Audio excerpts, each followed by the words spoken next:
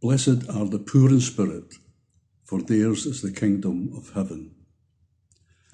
The Sermon on the Mount is probably the best known part of the teachings of Jesus, though arguably the least understood and probably the least obeyed. It's the nearest thing to a manifesto that he ever uttered, for it is his description of what he wanted his followers to be and to do. Jesus emphasized that his true followers, the citizens of God's kingdom, were to be entirely different from others. They were to take their cue from him and so prove to be genuine children of their Heavenly Father. Here then is a Christian value system, an ethical code of standards which are at total variance with the non-Christian world. But they're not readily understood by everyone. And so over the next few weeks, we will attempt to show you how they might challenge your view of Christian living. Our reading today was taken from the NIV translation and commences each verse with the term blessed. Now that's not a word in common use today, although many will use the expression blessed in relation to a particular situation that they find themselves in. But how can you be blessed if you're also described as poor? Let me share a few thoughts with you. First of all, Jesus would probably be speaking in Aramaic, and when the word blessed is translated into Greek, it becomes makarios, which then translated into English simply means happy. So that first beatitude might commence, happy are the poor in spirit. In fact, other translations, for example, the Good News, use that very word happy. However, how can you be happy if you're poor?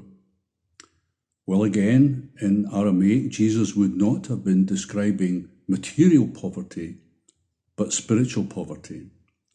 He wasn't talking about people begging on the streets, huddled in doorways, sleeping rough, although he did have much to say about that. What he was talking about was people who were broken, needy, downtrodden, oppressed in other ways, but who were prepared to put their faith and trust in God. Some people have given generously of their earthly treasures, but are still spiritually poor because they've not come before God broken, humble, empty of pride and conscious of their need for forgiveness. To be poor in spirit, then, is to admit to spiritual bankruptcy and to recognize that if we want to achieve wholeness of life with all the joy that comes from that, then we must submit entirely to his will, forsaking our own pride. There's a great story told by Jesus of a Pharisee and a tax collector who went up to the temple to pray. And after telling God how good a person he was, the Pharisee said how glad he was that he was not like the tax collector. For his part, the tax collector simply asked God to take pity on him, a sinner. Jesus praised the tax collector for his honesty and proclaimed that anyone who humbles himself before God would be made great. Read the story for yourself in Luke chapter 18, verses 9 to 14. To be humble, then, is a key ingredient in our desire to please God. But what often comes in the way is our pride. There's an old Scots saying that you should have a good conceit of yourself. But how does that sit with being humble? My favourite Christian writer is Max Lucado. I have several of his books. I've listened to him preach live, And I'm always amazed at the fresh thinking that he can bring to a spiritual challenge. In a piece that he wrote called The Applause of Heaven, he says this: "You don't impress NASA with your paper aeroplane, or boast about your crayon sketches in the presence of Picasso. So why do you regard yourself as perfect in the presence of him who is perfect?" Being humble and realizing our imperfections allows us to truly experience God and all that he has to give to us. We don't have the spiritual resources in ourselves to put the Lord's teachings into practice on our own.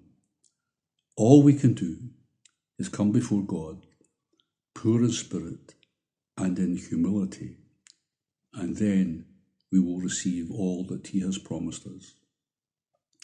Perhaps our first beatitude could now read, "Happy are those who have humbled themselves before God, for they will enjoy his blessings that he has promised." That's quite a challenge to us all, to set aside our pride and to recognize our weaknesses and imperfections is a painful experience.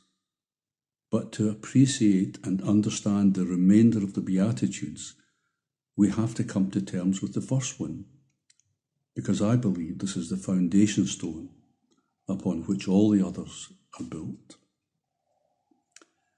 Those who heard the Sermon on the Mount that day were astonished.